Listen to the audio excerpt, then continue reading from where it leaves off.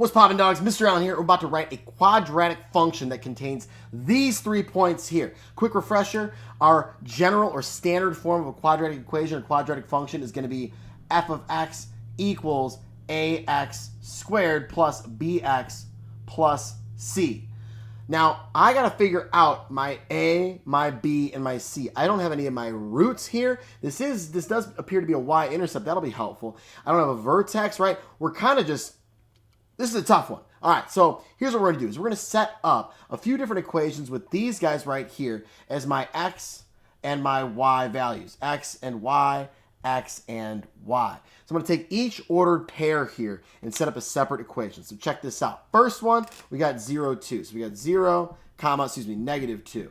So my equation for that one is going to be, well, negative 2 is my y value, so negative 2 equals, and if 0 goes in for my x's, those are going to go away. I'm going to have a times 0 plus b times 0 plus c. That's just going to be negative 2 equals c.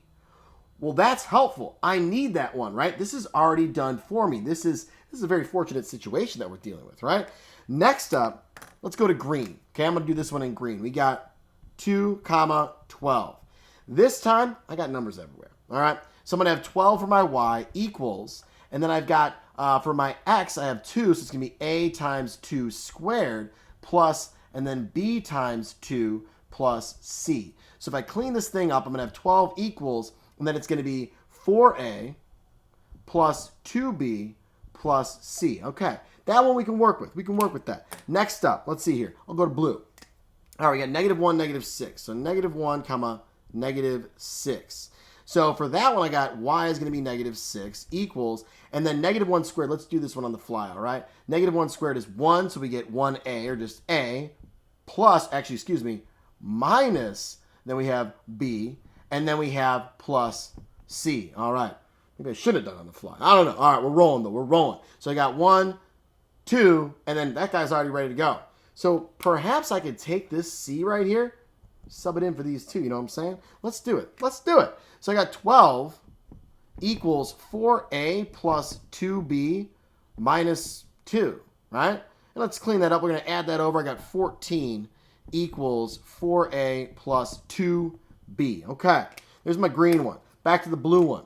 I've got negative 6 equals a minus b, and then negative 2 is going in for c since I've already got c for this particular one. Let's clean that up. I'm going to add that over. I'm going to get negative 4 equals a minus b. So now I've got this guy right here and this guy right here that I can work with here and set up a system of 2 equations to solve for either a or b using elimination. I'm looking at this thing.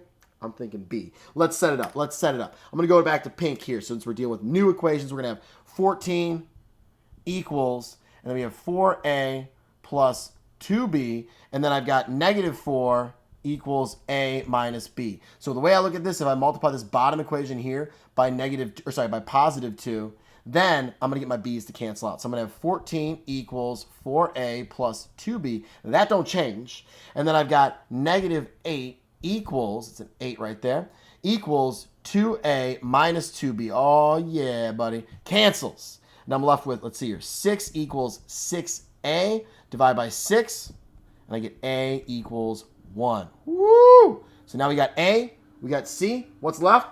B. I need that b right now. I can use any one of my equations. I'll go ahead and use this one right down here, right? Because that's kind of the easiest one to work with, I guess. All right, so if I'm going to do that, I'll just work right down here below it. I got negative 4 equals 1 minus b. So let's get a couple steps done here. I'm going to add b. I'm going to add 4. I'm going to get b equals 5. Okay. So we got b equals 5. We got a equals 1. We got c equals negative 2. Are we done? I mean, I've done so much work. It's time for a nap. You know what I'm saying? I've made that joke before. That's okay. All right. I'm not done. I got to write it in my final form here. We want a quadratic function. We'll use function notation. F of x equals, a is 1, so it's going to be x squared. 1x squared. I'm just going to write x squared. Plus 5x, and then minus 2. Woo! There is my quadratic function in standard or general form that passes through all 3 of these points. If you plug those in, it's going to balance out, all right?